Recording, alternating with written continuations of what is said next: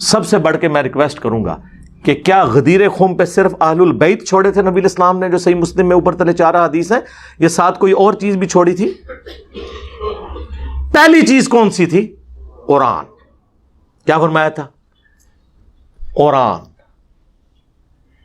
اس میں ہدایت ہے، اس میں نور ہے، یہ اللہ کی کتاب ہے، یہ اللہ کی رسی ہے، جو اسے پکڑے گا ہدایت پہ ہوگا، جو چھوڑ دے گا گمراہ ہو جائے گا.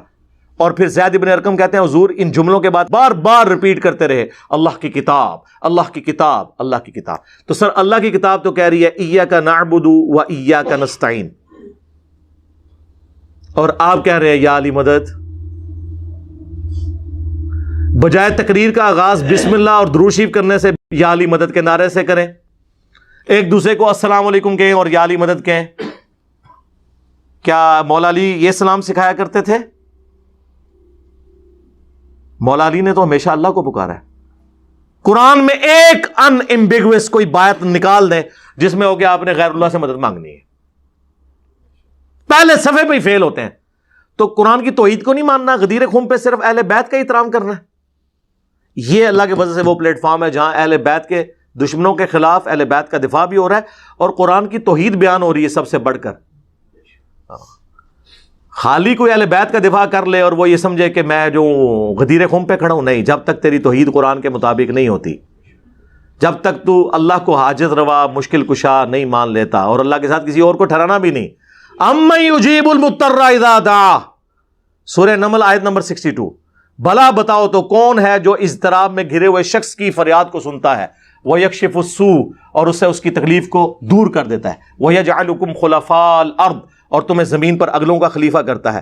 أَإِلَٰهٌ مَّعَ اللَّهِ، کیا اللہ کے ساتھ کوئی اور الہ ہے جس کی یہ کوالٹیز ہوں؟ قَلِيلًا مَّا تَذَكَّرُونَ، بہت کم ہی تم نصیحت حاصل کرتے ہو. یعنی اللہ کے سوا کسی اور ہستی کے بارے میں یہ عقیدہ رکھنا کہ وہ بھی مشکل پریشانی دور کر سکتا ہے، گویا کہ اسے خدا مان رہے ہو. اور یہ کس کانٹیکسٹ میں بات ہو رہی ہے؟ دعا کی کانٹیکسٹ میں. ایک ظاہری اسباب ہے، وہ آپ کافر سے بھی لے لیں، کوئی فرق نہیں پڑتا، جو سامنے آپ کے موجود ہے.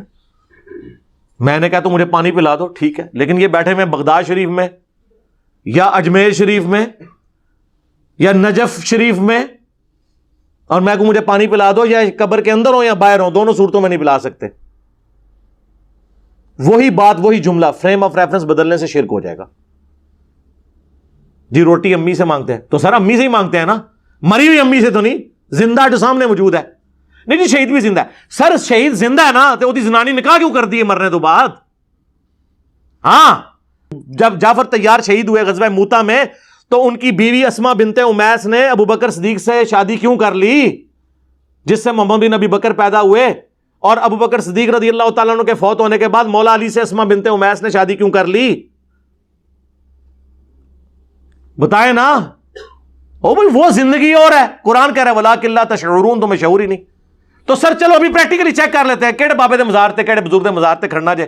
اسی انہوں کہنا یار اندروں پانی پلا دے، جے انہیں پانی پلا دیتا، اچھا تانوں اس دا پلا بھی دے، منو نہیں جے پلا سکتا.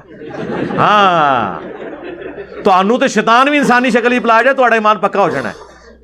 ہاں منو تو پلان لگا میں ایک بار پڑھنا لا حول ولا قوت الا باللہ، نال ہی چیک مارے گا تو جناب ڈیلیٹ ہو جائے گا اتوں. تانوں اس دا پلا بھی دے، یہ ذہن ہے لا حول ولا قوت الا باللہ دا وظیفہ ذہن میں رکھنا ہے. اللہ کا نیک بندہ یہ سن کے نہیں بھاگتا. آپ 10 دفعہ پڑھیں، میں نہیں بھاگتا، پڑھو. لیکن اگر شیطان ہوگا، جن ہوگا تو بھاگ جائے گا. چیک بھی کر لو، میں نہیں نسدا. انہوں نے بابے چیک کرو قبر تو نکل کے تانوں پلانٹ پانی، پھر مننا گے ہاں جی کوئی کر سکتا ہے. بھائی بارش کون برساتا ہے؟ ڈیوٹی کس کی ہے؟ فرشتوں کی. تو بارش کس سے مانگی جاتی ہے، فرشتوں سے یا اللہ سے؟ اور جن کی ڈیوٹیاں لگی ہوئی ہیں ان سے بھی آپ مانگیں گے نا تو آپ مشرک ہیں. اور میں آپ کو بہت بڑی بات کر رہا ہوں، اسی پہ کنکلوڈ کرتا ہوں.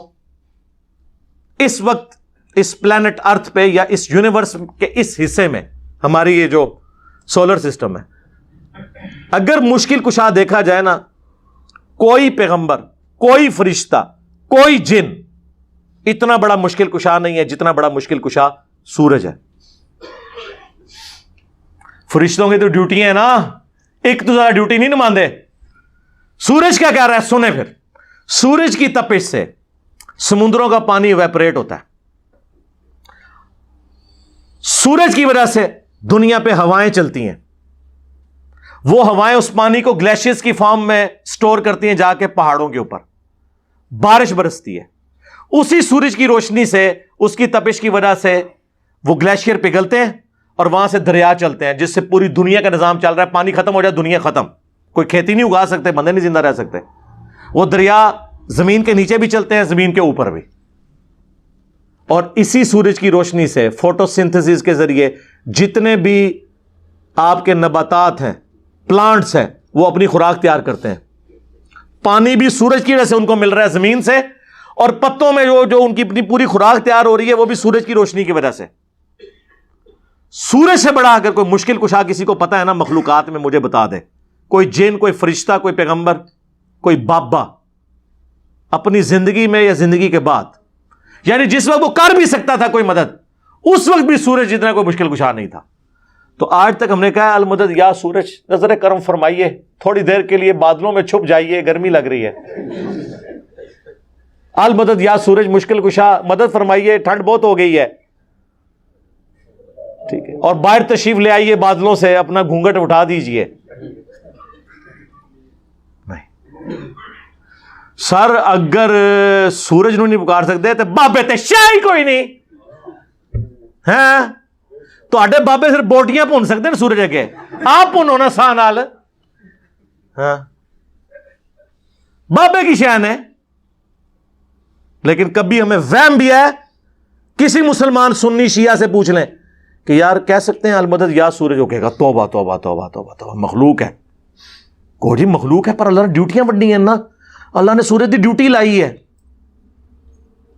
نہیں نہیں تے بابے دی تے ڈیوٹی بھی کوئی نہیں لگی ہوئی ماما، مامو پارٹی،